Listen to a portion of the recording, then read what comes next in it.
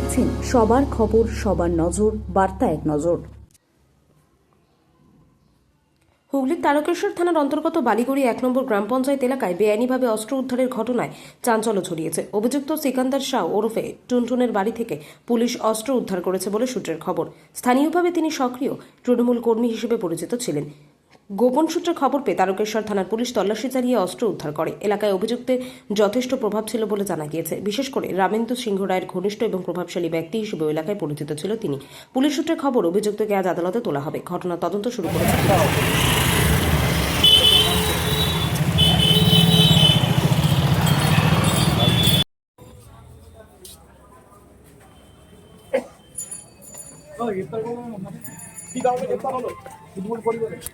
তৃণমূল করেন বলে পুলিশ তো বলছে আগ্নেয়াস্ত্র পাওয়া গেছে আপনার কাছে। বলছি আপনার কাছ থেকে আগ্নেয়াস্ত্র পাওয়া গেছে, কি বলবেন? ঘরে গিয়ে রেখেছে পুলিশে। আগ্নেয়াস্ত্র কি সত্যি উদ্ধার হয়েছে? হ্যাঁ, জানি না সেটা। পুলিশ তো বলছে যে আপনার বাড়ি থেকে আপনাকে আগ্নেয়াস্ত্র পাওয়া গেছে।